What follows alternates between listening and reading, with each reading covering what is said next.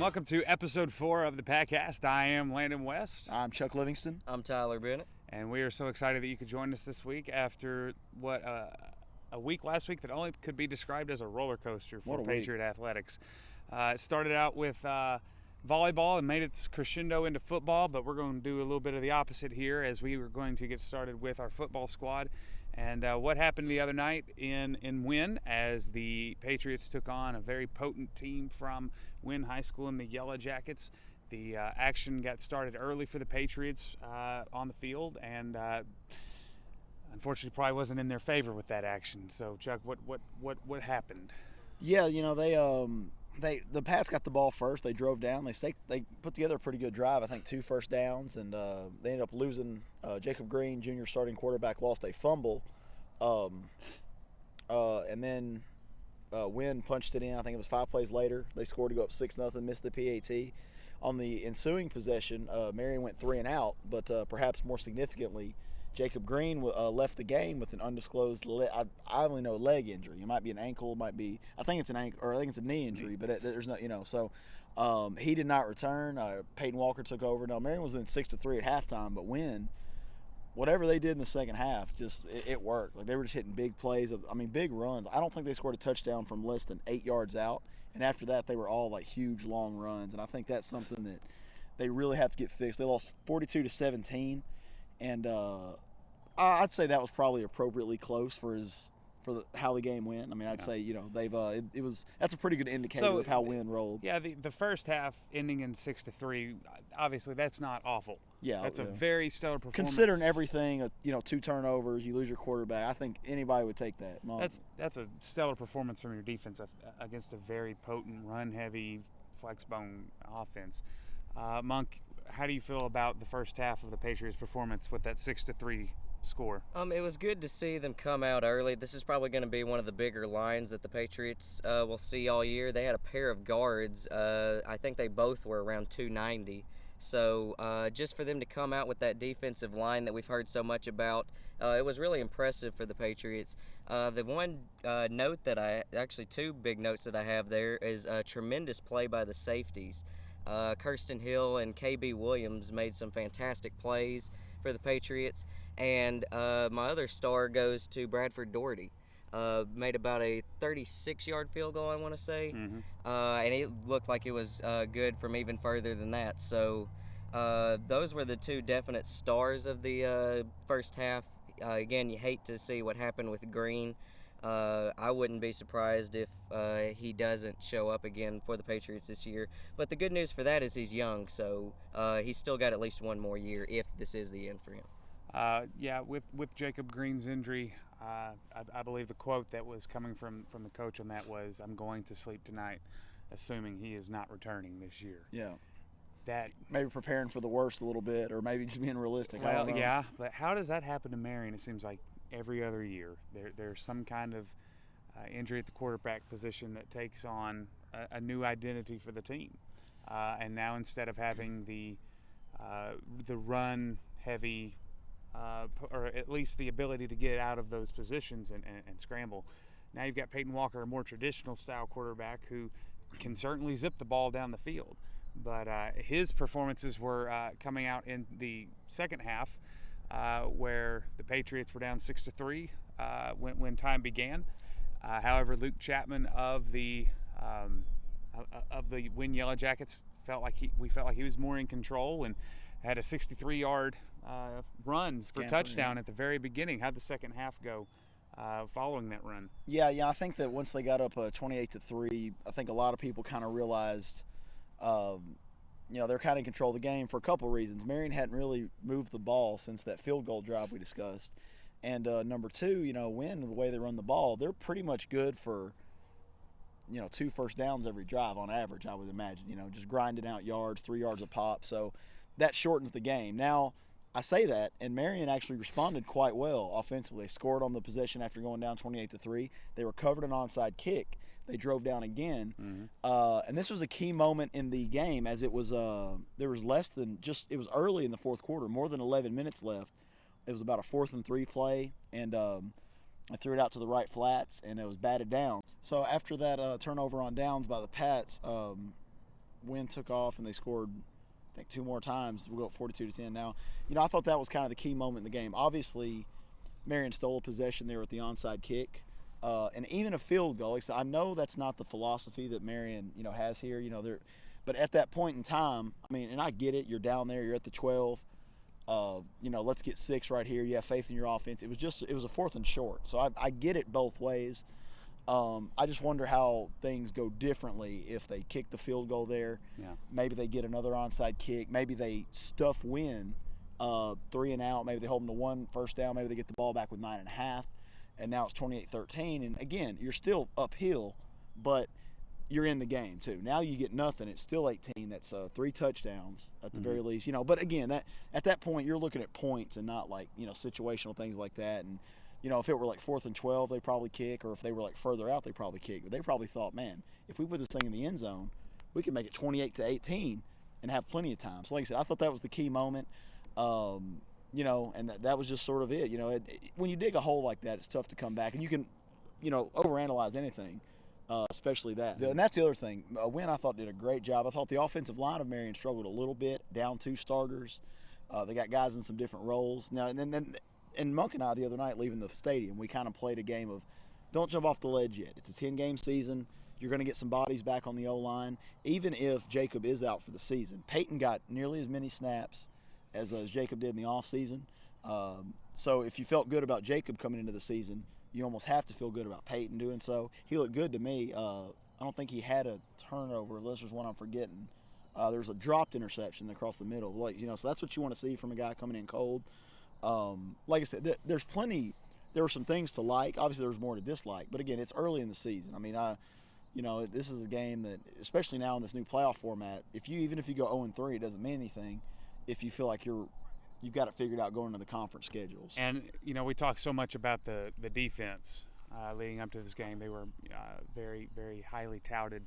I challenge any defense to keep a team in a game when your offense is having that many issues getting started. Especially when you're on the field as long as you are against an offense like Wynn's. Yeah, they're coming out, they're cutting, they're going low. And when the defense had its opportunities, they seized them, I thought. Especially they popped some hits.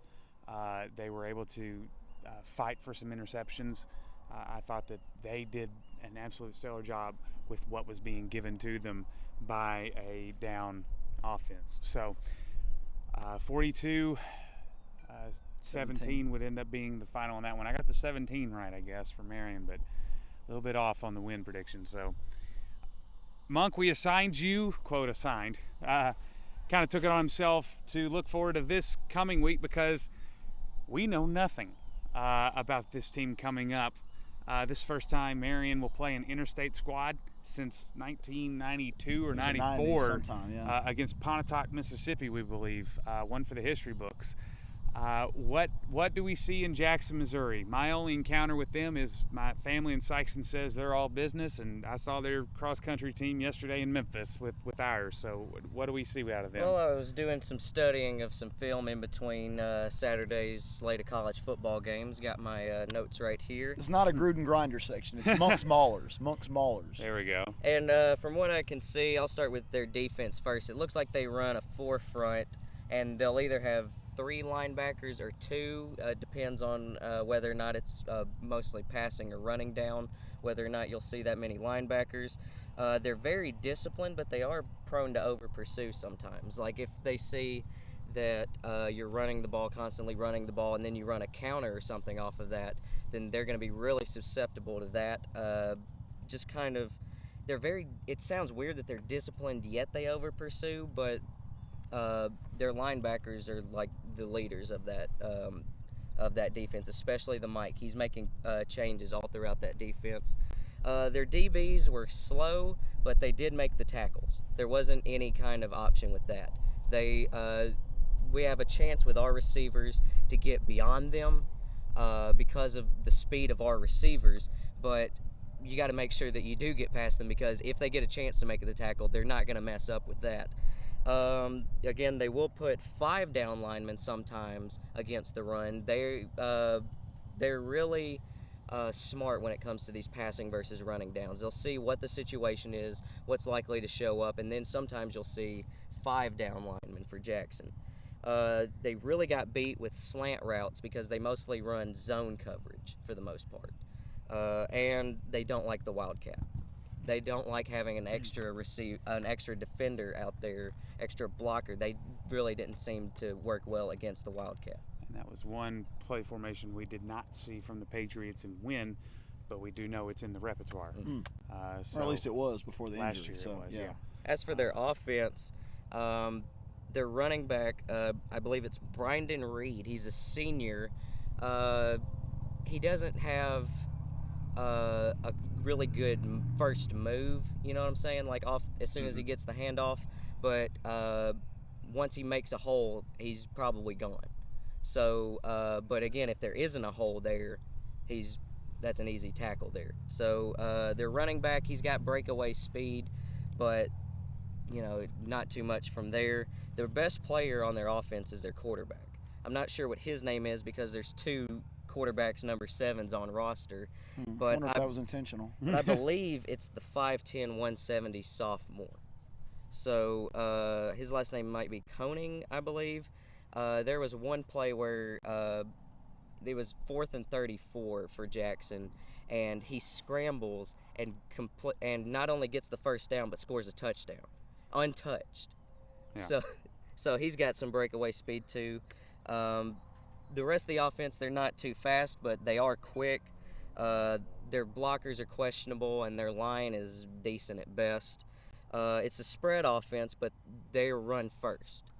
Their quarterback is also their punter. He will run, and he has scored on the read option several times. Their receivers, they're quick at the line, but they remember hits. So if they get hit by a Patriot defender and they get hit hard, I'm looking at the KB hit first half, their receivers are going to remember that.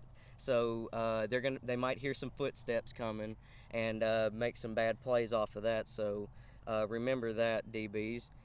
Running back doesn't work well on the fly, and they had a 73-yard run off of I want to say it was a jet sweep by one of their wide receivers.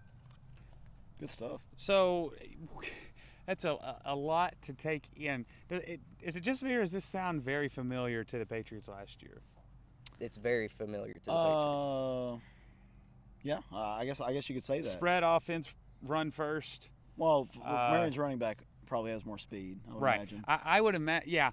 To me, this sounds like Cabot from last year if you were to take them out of that power I and put them in a spread.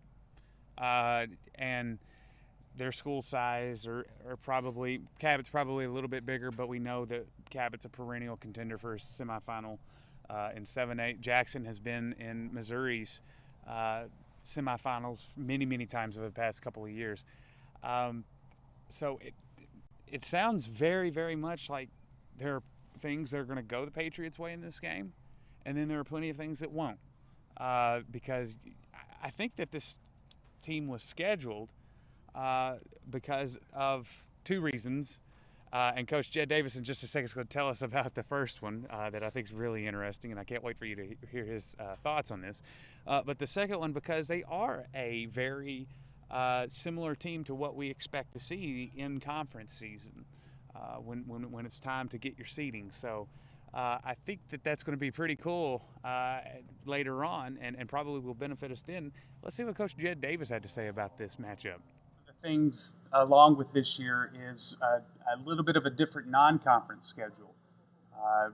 Nettleton didn't quite come to the plate this time. So how do you feel? How did Jackson, Missouri come about, and how do you see that going? Well, I tell you, Nettleton they should have been. That's who we should be playing week 2. They had no problem my first year when they beat us 51-32 or something like that, keeping us on the schedule. But now that we returned the favor, their coach just told me afterwards the next week, he said, Coach, I feel like with the way your program's heading, this isn't a game that's very winnable for us, and we want to get a more winnable game on the schedule. And so I understand that from his perspective, but also, if you're going to give it out, you better be able to take it as well. And that's what's disappointing about that. Now, the deal with Jackson, Missouri is we were just looking for a game within 2.5 hours, basically like Little Rock. And Jackson, Missouri is a spread team that's had a lot of success in the 5A in Missouri, which school size-wise, they're a little bit bigger than we are, even though it's 5A in Missouri.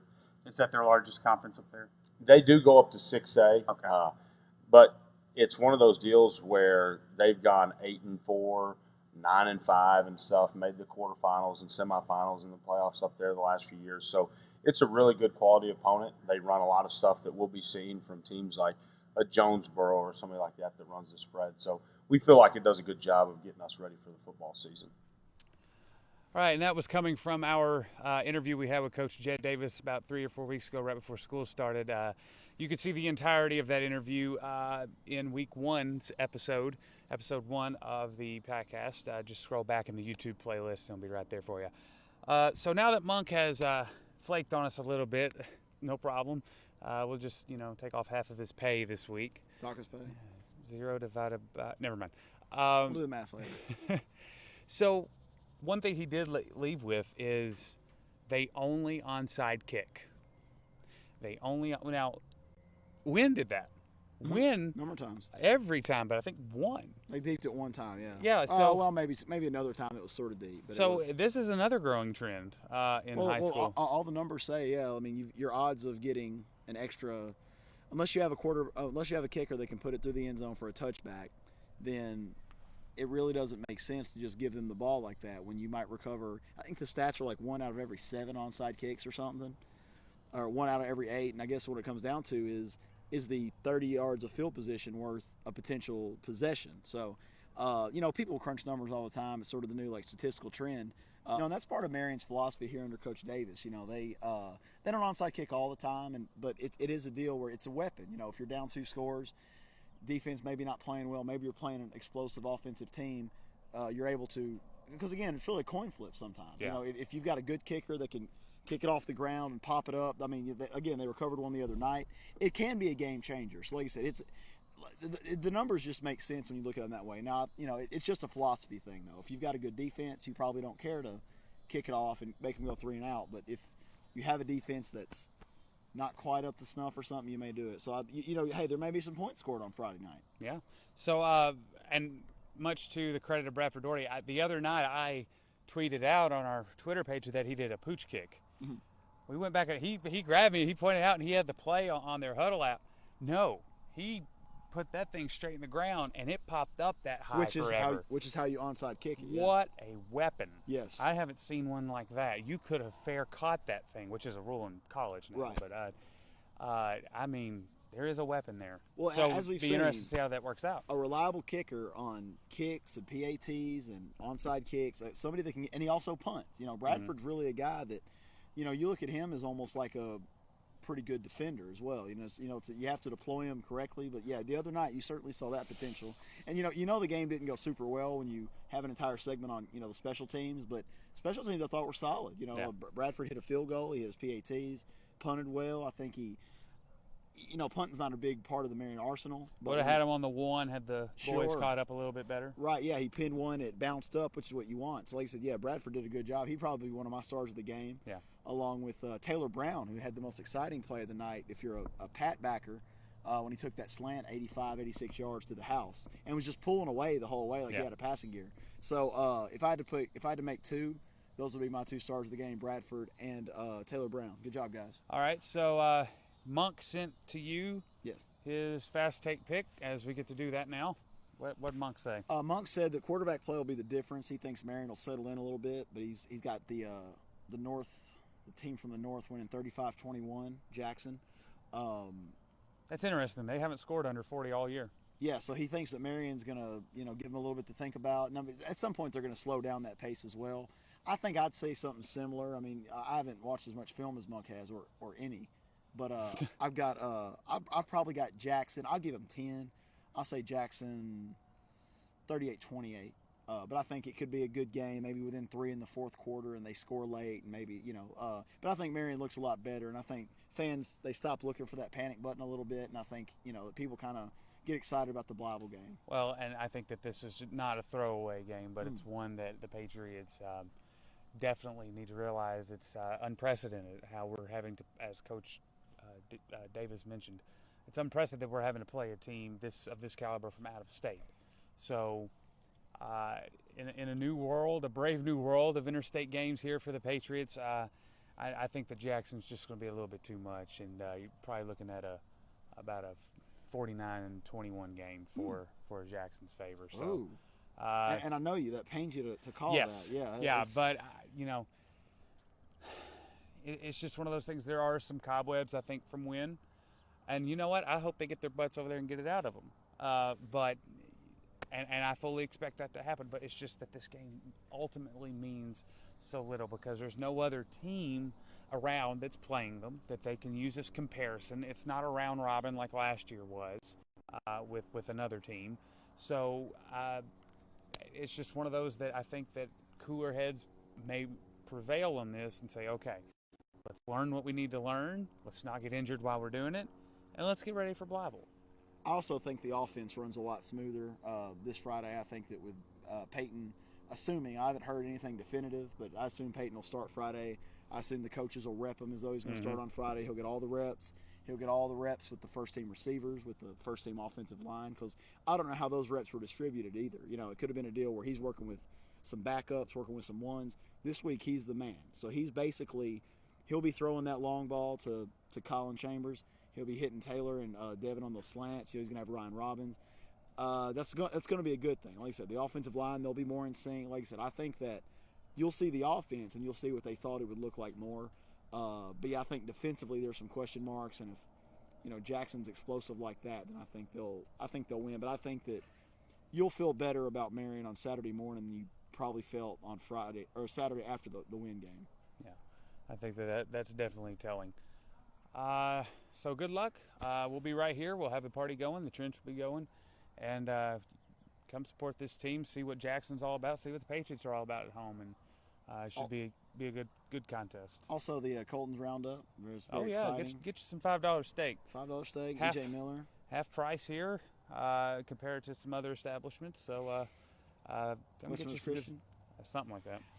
Moving on. Last week, big week for volleyball as the Lady Patriots took on the first week of triple-header action. Only one more remains, and it's the same exact week, just reverse the fields.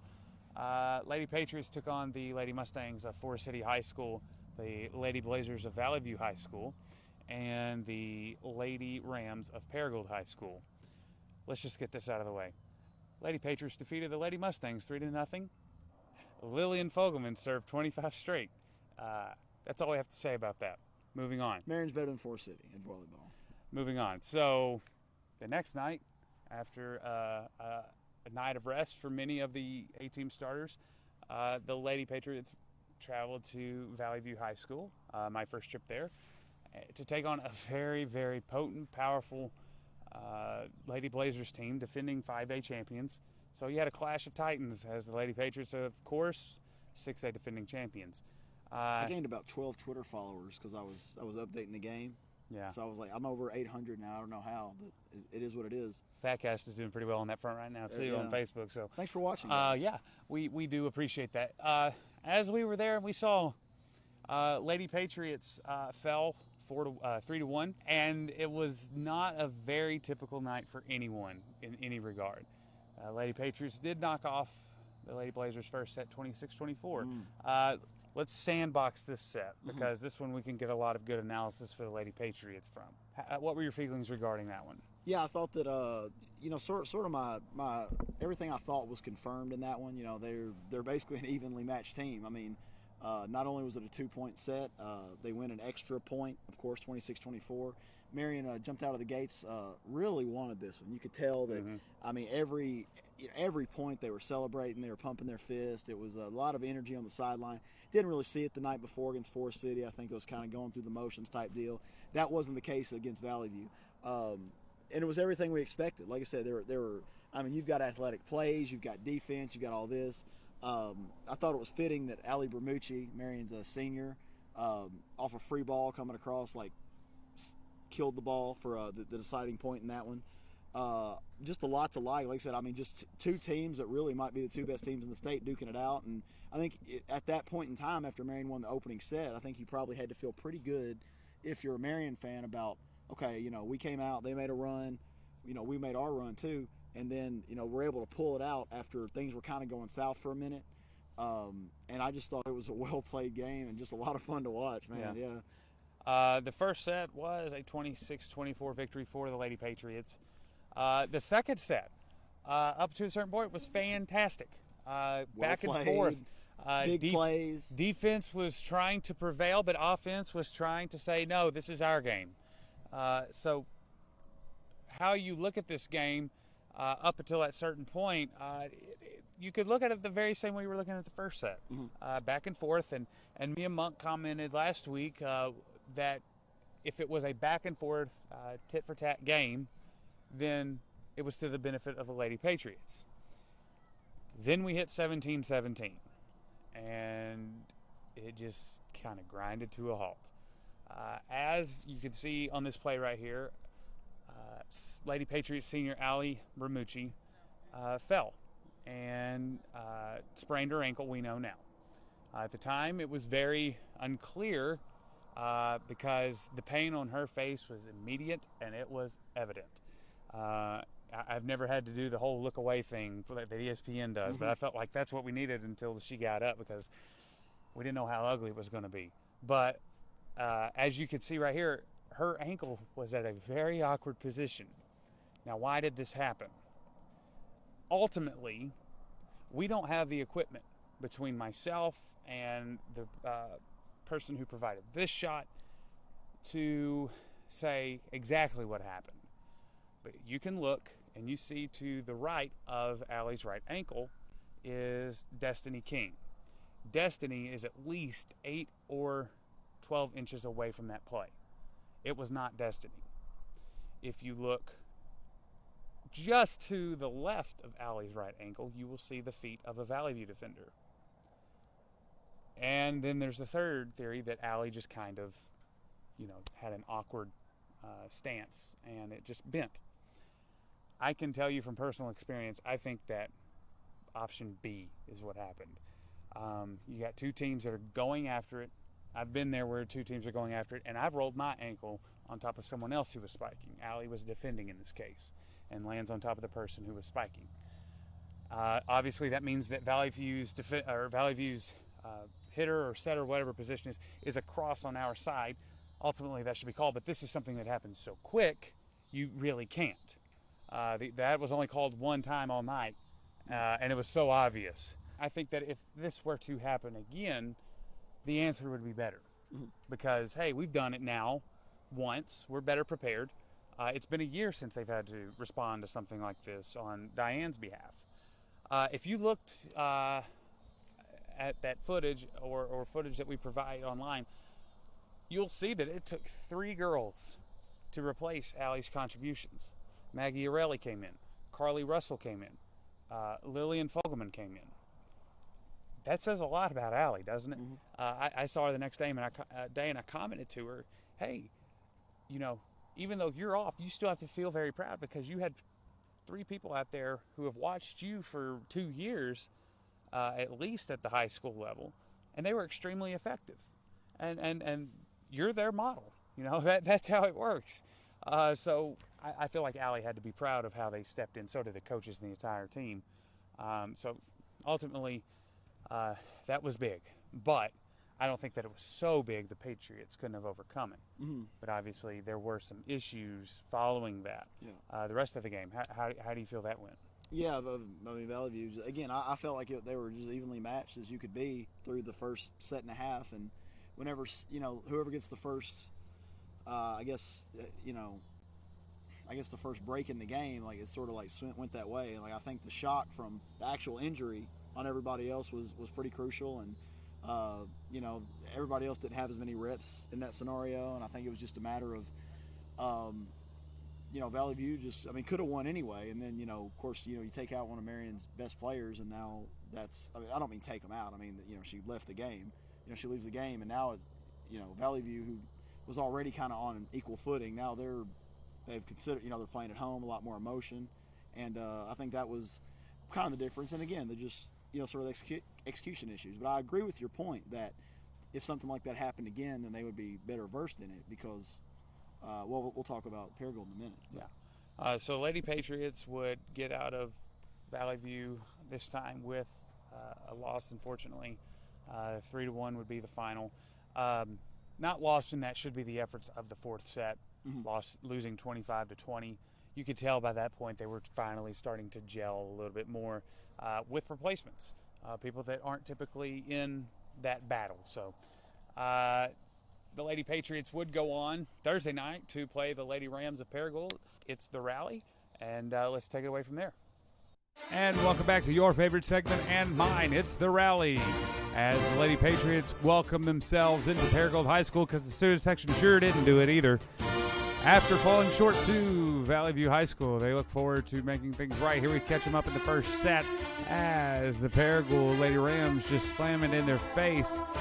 Coach Beasley wants a quick timeout to get this one under control quickly, but it just didn't work out. Gabby Cat, she's going to hate me for showing that, but she was blocked. Annalie Parker gets ate up at the net. She's going to hate me too. Hey, why am I doing this? Just wait.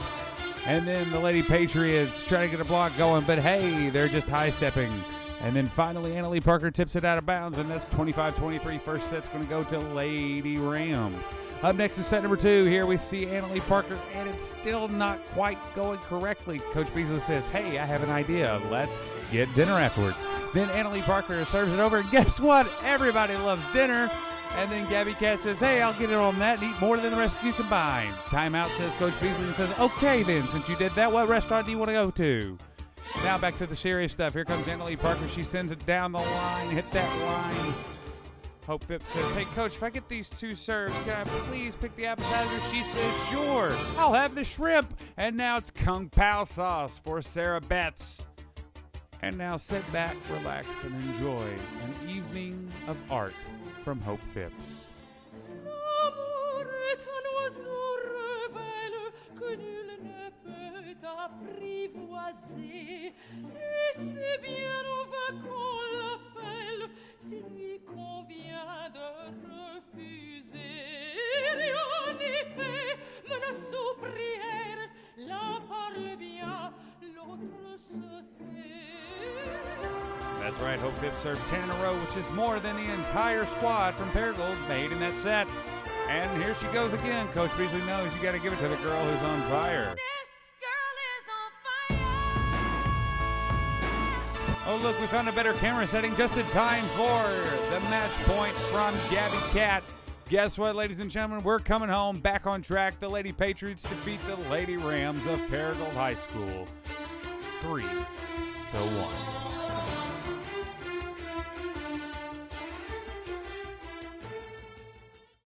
All right, so obviously a tale of 2 games there as well. Lady Patriots very sluggish in the first set, kept it close, but obviously not to the speed that obviously we're used to from them, and they're used to from themselves. So your thoughts on that first set loss? I thought they looked a lot better than they did finishing up against Valley View for a couple reasons. Paragould probably isn't on Valley View's level, so they don't execute quite as well. I think they had a day of practice and the last 2.5 sets against Valley View to sort of get used to each other, kind of get into a rhythm, kind of gel like you were saying. And they led 23-21 late, and Paragould scored the last 4 points. And that happens sometimes. Yeah, it's a game of momentum. Right, it's a game of momentum, game of runs. I think they got a block at the net, and now Paragould's feeling good, and Marion's kind of back on its heels. And from there it was really just kind of all Marion. The second set was pretty close as well, but the last 2, Marion just got absolutely out, and they finally figured it out. And it's just like anything else. The more you do something, the better you're going to be. So it took about 2 games for that crew, Lillian and Carly Russell and Maggie Orelli and Destiny King to sort of get together and get comfortable in what they're doing. Look back at our archives here at the Patcast. Our first couple episodes probably weren't that great. Our first maybe 5 months weren't that great, but now they're still not that great. They're still not that great, but you hang with us. Thank you. But they're better, and now there's video and all this. We have notes. We prepare ahead of time, and it's just like anything else. So by that time, after a day of practice, the coaches prepping them and everything, they looked a lot better. And like I said, I don't know how Paragoul's season is going to end up, but anytime you can go on the road and beat a team that you lost in the first set to, just lost, period, and you beat them 25-9, 25-9, hey, that's about as good as it gets. Giving a lot of credit here to Paragould because very unique environment. Absolutely, great Pep job. band there in a hot box. Very loud. Student section. Yeah. Pretty rambunctious. Trench. I think the gauntlet's kind of been tossed to you on this one, so we'll make sure we're ready for Paragould at our place. But kudos to them. Yeah. And I think that's a fantastic way that their direction that they're moving with their program. And they're only 2 years removed from a state championship themselves. So. Good team, right? Yeah, good environment, a lot of tradition there. So I liked it. I thought it was an interesting experience, and I think that that was a game we were kind of worried about after we found out Allie was out. She wasn't going to play. You're on the road, and then they lose that first set, and you're starting to think, oh my gosh, if they, if Paragould gets them again. But again, now you're past that. You've got a couple winnable games this week. You've got a big tournament next weekend, and then you've got Jonesboro, and that'll be a nice showdown. So yeah. Gabby Cat spoke with us afterwards. Chuck was interviewing for the paper, and we got some comments from her regarding what happened that night. How important was this win for your team? Well, after the loss Tuesday, we really needed to come back, so I think we came back really well. It was hard the first set because we just got a new lineup, so I think we were just trying to get used to it, especially during game time. So. Yeah, I mean, it seemed like everybody really wanted it. It seemed like you particularly wanted it. Was there any, did you feel any extra pressure tonight, or were you just? Well, I felt like this seniors needed to step up tonight. We one senior's down, and juniors were coming in. We needed to step up and play our game. Did you feel any pressure, or did you just playing your game? I just felt like I needed to step up. I was like, just forget it. We need to win this game. I might as well put my heart out on the court. Anything else to add? We won. All right, so following a roller coaster week last week, and the time leading up to last week, Lady Patriots had won 10 sets in a row. And then they dropped 4 in a row, and now they're back on with 3 in a row. Streaky. So things are certainly up and down, but Chuck, this schedule this week probably going to suggest things going to be more up with West Memphis and Blytheville. Any thoughts regarding either game? Yeah, I think Marion should win both of them. Maybe one of the West Memphis sets goes, maybe high teens or 20s, but I think that traditionally Marion's really sort of owned that series. This one's going to be at Lear Arena. Yeah. And then they'll have Blytheville at the gym. I think that, I think Marion probably goes 6-0 this week. And, again, that's another week they've got, before Bermucci comes back, they've got a tournament next weekend, and it's called the River City Classic. No South Haven Invitational this year. Coach Beasley said they called her up in early August and said, we're not having it. We're not throwing it. So, that was a spot that Marion really loved to play. They saw a lot of schools they don't normally see from Mississippi, Tennessee. And, so they're going to transition over to the River City Invitational. That'll probably be pretty good competition. And then, like I said, I think Marion's 6 straight. Monk told me Marion over West Memphis and Blytheville sweeps in both of them. He texted me. And so Monk has the 2 sweeps. Mm-hmm. You have 2 sweeps. 2 sweeps. And I'm going to take 2 sweeps. And I'm going to say that only one set do the Lady Blue Devils get more than 9. Double digits once. So I think that the entire week between Blytheville and West Memphis, Lady Patriots will allow double digits one time. So maybe first set at Lear, who knows? But I think that that's going to be the case. So anything for you this week with these 2 schools battling against the Lady Patriots and Jackson against the Patriots of the high school team? Excited just to see, the West Memphis event's always, West Memphis Marion volleyball is always a good event. You've got 7th grade through junior high, through senior high, all the way up playing. It's exciting to see some of the, kids maybe you go to church with or you see around at the store that, to kind of see the future.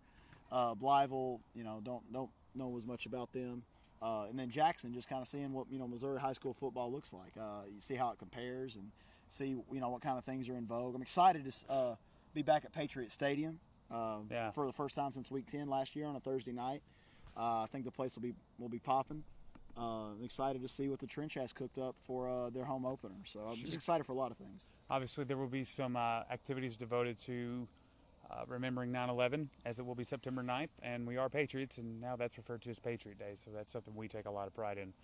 I think that this week's going to be fantastic for our Lady Patriots with 3-0, 3-0. I think that it's going to be a really good kind of a last dress rehearsal as needed for the scenario where maybe someone else goes out. Because in competition like this, you're leaving a lot out there. So hopefully that doesn't happen, but it's good to know that you have people that can rise to the occasion. And for our high school team, hey, I know the picks are a little rough, but hey, we are more than happy to be proven wrong every week.